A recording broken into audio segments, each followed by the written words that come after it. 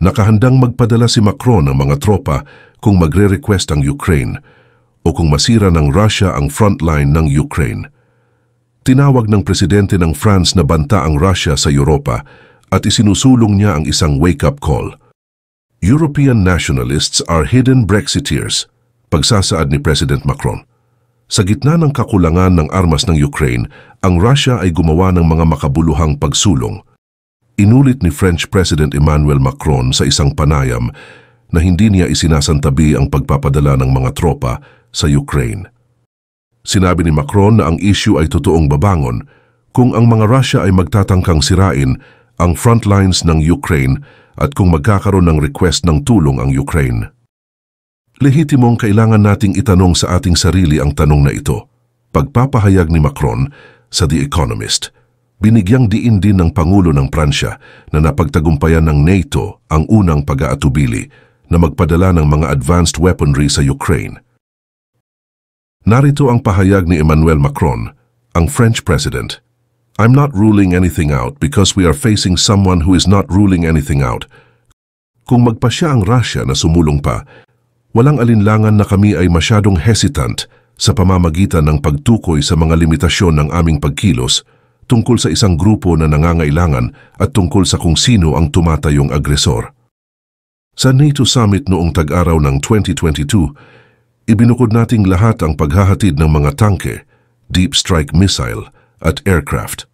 Nasa proseso na tayong lahat sa paggawa nito, kaya hindi tama na ibukod ang iba. Inilarawan niya ang kanyang pagtanggi na ibukod ang mga tropa para sa Ukraine bilang isang strategic wake-up call para sa kanyang mga katapat. Inilarawan din ni Macron ang Russia bilang isang power of regional destabilization at isang banta sa Europeans' security. Narito pa ang kanyang pahayag. Mayroon akong malinaw na strategic objective. Ang Russia ay hindi maaaring manalo sa Ukraine. Mawawalan ng seguridad ang Europa. Sino ang maaaring magpanggap na ang Russia ay titigil doon? Ano ang magiging seguridad para sa iba pang mga kalapit na bansa gaya ng Moldova, Romania, Poland, Lithuania at iba pa? Binatikos din ni Macron ang nasyonalismo ng Europa. Pinuna rin ng Pangulo ng Pransya ang mga European nationalists dahil sa hindi nila napagtatanto ang panganib sa seguridad ng kontinente at pagsasama-sama. Inakusahan ni Macron ang mga European nationalists bilang mga hidden Brexiteer at ng hostage sa Europa. Ayon kay Emmanuel Macron, sinasabi ko sa mga Europeans, gising, gumising kayo, sila ay mga hidden Brexiteer. Lahat ng European nationalists ay mga hidden Brexiteer. Dumako naman tayo sa mga balitang naganap sa iba't ibang dako ng mundo. Ang mga tangke at troops ng Israeli ay nakitang tumatakbo malapit sa hangganan ng Gaza bago ang isang nakaplanong pag-atake sa Rafah. Pinaigting din ng Israel ang mga strikes nito sa southern Gaza City noong ika-25 ng Abril habang naghahanda ito para sa isang ground offensive. Ang Israeli spokesperson at National Public Diplomacy Directorate na si David Menzer ay nagbigay ng pahayag. Narito ang kanyang sinabi, "Ipapamukha ko lang sa iyo ang katotohanan na ang gabinete ng digmaan ay nagpupulong ngayon upang talakayin kung paano sirain ang mga huling bakas, ang huling batalyon ng Hamas sa Rafah at sa ibang lugar sa Gaza."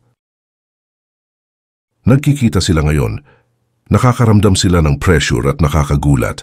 Nagsisimula na silang gumawa ng pseudo-conciliatory remarks. Hindi tayo mahuhulog dito, hindi ko akalain na sino man sa mundo ang mahuhulog dito. Isang matataas na opisyal ng Hamas ang nagsabi sa AFP na mabibigo ang Israel na matugunan ang mga nakasaad nitong layunin na talunin ang militanteng grupo ng Palestinian at palayain ang mga hostage sa pamamagitan ng pagsalakay sa Rafah. Kahit pasukin at salakayin ng Israel ang Rafah, hindi nito makakamit ang gusto nito, sabi ni Ghazi Hamad sa isang panayam mula sa Qatar. Sinabi ni Hamad na ang Israel ay naggugol ng halos 7 buwan sa Gaza, ngunit hanggang ngayon ay hindi pa nakakamit ang anuman sa mga pangunahing layunin nito. Nakipagtalo si Hamad na ang planong pagsalakay ay naglalantad ng mga kontradiksyon sa paninindigan ng punong ministro ng Israel na si Benjamin Netanyahu sa Gaza. Si Netanyahu ay natitisod dahil sa isang banda gusto niyang ibalik ang mga bihag sa kanilang mga pamilya tulad ng sinabi niya, ngunit sa parehong oras inilalagay niya sila sa malaking panganib dahil ang kanyang hukbo ay sadyang pumatay ng maraming bihag. Narito naman ang pahayag ni Ghazi Hamad, isang senior member ng Hamas. Idiniin ni Hamad na ang planong pagsalakay ay naglalantad ng mga kontradiksyon sa paninindigan ng punong ministro ng Israel na si Benjamin Netanyahu sa Gaza. Nakukonsensya si Netanyahu dahil sa isang banda, gusto niyang ibalik ang mga bihag sa kanilang mga pamilya, tulad ng sinabi niya. Ngunit sa parehong oras, inilagay niya sila sa malaking panganib dahil sa sinadyang pagpatay ng kanyang hukbo sa maraming bihag. Nagtatayo ng aid pier ang US troops sa Gaza. Ang Pentagon noong ika-25 ng Abril ay nagsabi na ang militar ng US ay nagsimulang magtayo sa isang pier na nilalayong palakasin ang paghahatid ng tulong sa Gaza. Ayon kay Patrick Ryder, ang Department of Defense Press Secretary Major General, bilang isang update para sa aming mga humanitarian assistance support operations upang maitatag ang maritime corridor sa baybayin ng Gaza, maaari kong kumpirmahin na ang mga sasakyang militar ng US na kinabibilangan ng USNS Benavidez ay nagsimulang gumawa ng mga unang yugto ng pansamantalang pier at causeway sa dagat. Alam namin ang malaking interes sa mahalagang pagsisikap na ito at magbibigay kami ng higit pang impormasyon sa nalalapit na hinaharap habang nagtatrabaho kami kasama ng international community upang magmadali ng tulong sa mga tao ng Gaza. Sinabi rin ng opisyal na ang site na iyon na kalaunan ay magsisilbing delivery site dahil ang pier ay nasira sa mortar attack. Inaasahang magiging operasyonal na ang pantalan sa baybayin ng Gaza sa Mayo at makakatulong ito sa mas mabilis na paghatid ng tulong. Matapos kumpirmahin ng US ang pagtatayo ng pier, sinabi ng Israeli Army na magbibigay ito ng seguridad para sa operasyon. Sinabi ng IDF na inaprubahan nito ang collaborative efforts para sa Joint Logistics Over the Shore Project na kilala bilang JLOTS. Ang barko ay naagaw ng puwersa ng IRGC ng Iran noong ika-13 ng Abril, ilang oras bago ang pag-atake ng Iran sa Israel. Ayon sa Iran's Foreign Ministry, kiniklaim nila na naseize nila ang MSC Ares dahil sa paglabag ng batas pandagat. Iran-backed Houthis target Israeli port city. Inaangkin ng mga Houthi ng Yemen na pinuntirya ang isang barko sa Gulpo ng Aden, pati na rin ang Port of Eilat sa katimugang Israel. Ang tagapagsalita ng Houthi, na si Brigadier General Yahya Sari, ay inihayag ang mga operasyon sa isang video statement noong ika-25 ng Abril. Ang naval forces ng hukbong pandagat ng Yemeni ay nakatarget ng isang barko ng Israel na MSC Darwin sa Gulf of Aden gamit ang ilang angkop na mga missile at drone ng pandagat. Matagumpay na nakamit ng operasyon ang mga layunin nito, pagpapahayag ng spokesman ng Houthi military na si Yahya Sari. Sinabi ni Sari na ang mga puwersang Yemeni ay nagpaputok din ng ilang ballistic at cruise missiles sa ilang target ng Israeli sa Eilat. Ayon pa sa tagapagsalita ng militar ng Houthi, nagpaputok ang missile force ng ilang ballistic at winged missiles sa ilang target na pag-aari ng kaaway ng Israel sa lugar ng Al-Rashrash sa timog na bahaging sinasakop ng Palestine. Ang Houthis ay umaatake sa mga barko sa Red Sea region mula noong Nobyembre, na kanilang sinasabing isang kampanya ng suporta sa mga Palestino. Iran tells UNSC to rein in belligerent. Ang permanenteng ambassador ng Iran sa UN ay hinimok ang Security Council na panagutin ang Israeli regime para sa mga kalupitan nito sa Gaza at sa ibang lugar. Nabanggit ni Amir Said Iravani na si Israeli Prime Minister Benjamin Netanyahu ay naglalayong palawakin at palakihin ang tunggalian sa rehiyon upang manatili sa kapangyarihan. Binigyang diin ni Iravani na ang mga miyembro ng UNSC ay hindi dapat pahintulutan na ma-hostage sa mga ambisyon ng naturang belligerent regime. Ayon kay Amir Said Iravani, Ang patuloy na destabilized at irresponsableng mga aksyon at kalupitan ng Israel laban sa mga bansa sa rehiyon ay isang tunay na banta sa rehiyon at sa international peace and security.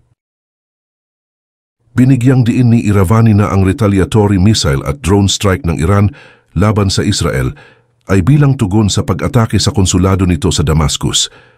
Ang Iranian envoy ay nagpahayag na ang Tehran ay walang intensyon na makisali sa kontrahan sa US sa rehiyon. Isang dating pinuno ng Economic Warfare Unit ng Mossad ang humimok sa Israel at mga kaalyado nito na dapat i-target ang network ng pera ng Iran. Sinabi ni Udi Levy na ang Iran ay nagtayo ng isang pandaigdigang network ng pananalapi upang payagan itong laktawan ang mga parusa ng US at iba pang mga bansa.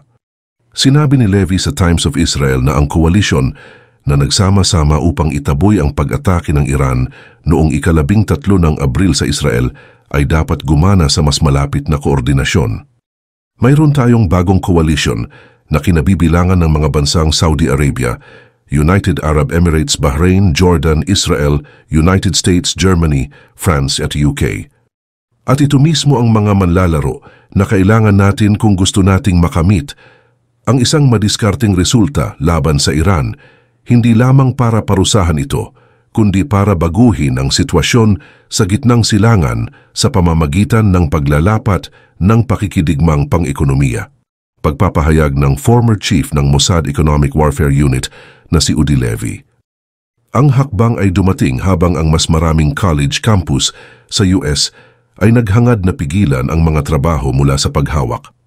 May 200 estudyante ang nagtayo ng isang pro-Palestine na kampo ng mga magpoprotesta sa campus ng University sa New York.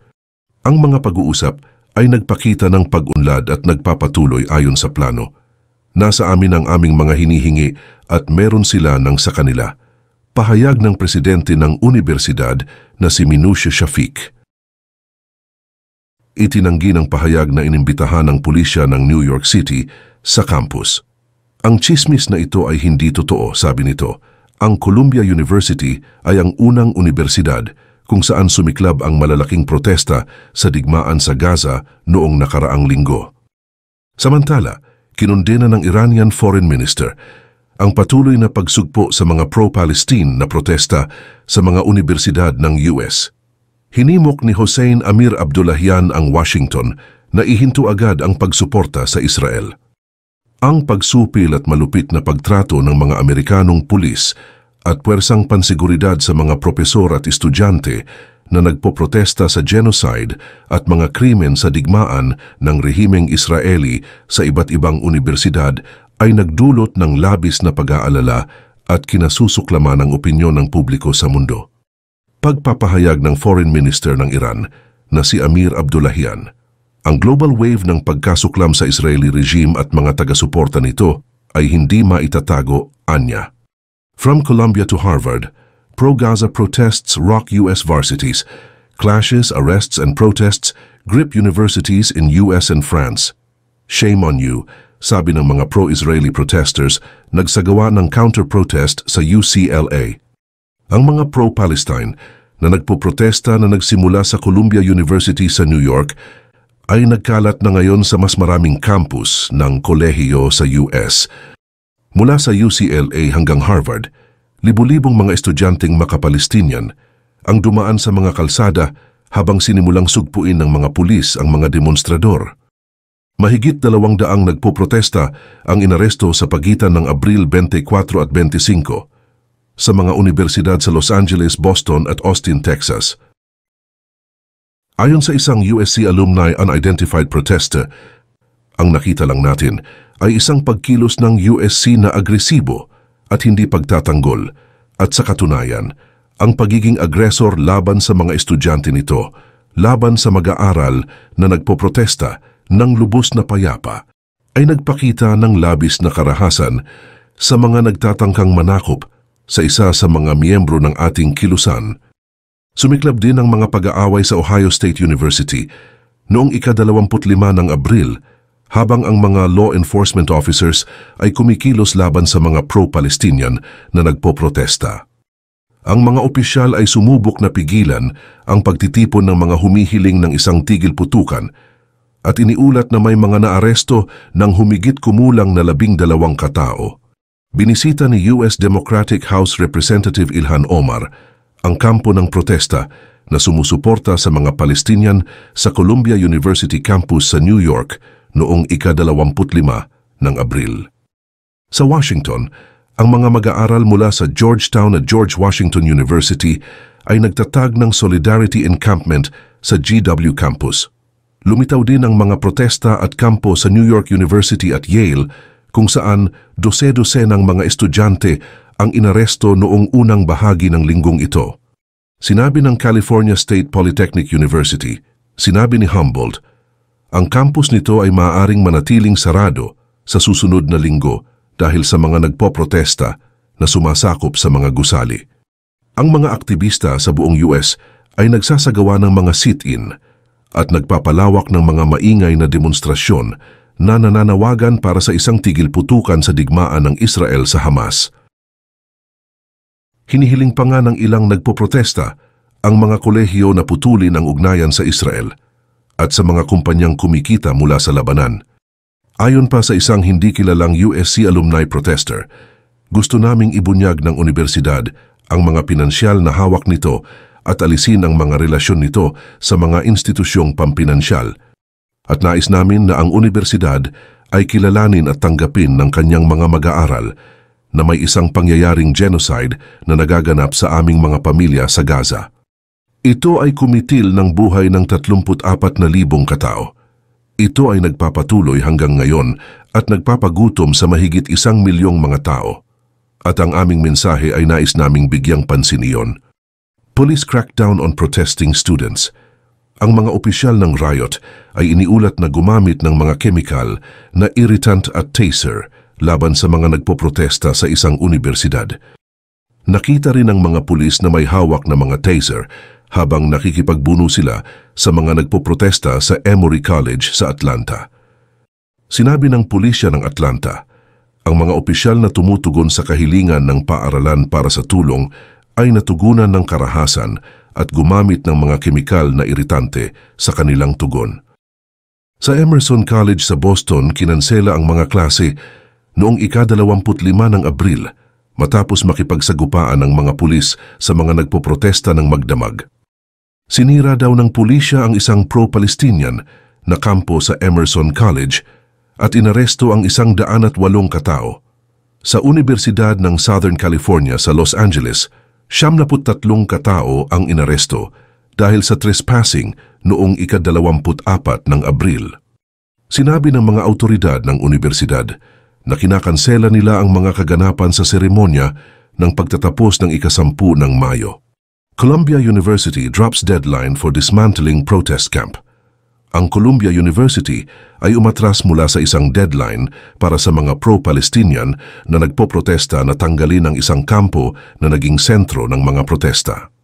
Ang presidente ng universidad ay umatras mula sa hatinggabi na deadline upang gibain ang isang malaking tent camp na may humigit kumulang 200 estudyante. Ito ay nangyari habang ang mas maraming mga campus sa US ang nagpapakahirap para pigilan ang mga occupation na mag-take hold. Ang mga pag-uusap ay nagpakita ng pag-unlad at nagpapatuloy gaya ng pinlano. Mayroon tayong mga hinihinging kailangan. Mayroon din silang kanila, sabi ng tanggapan ng Pangulo ng Columbia University.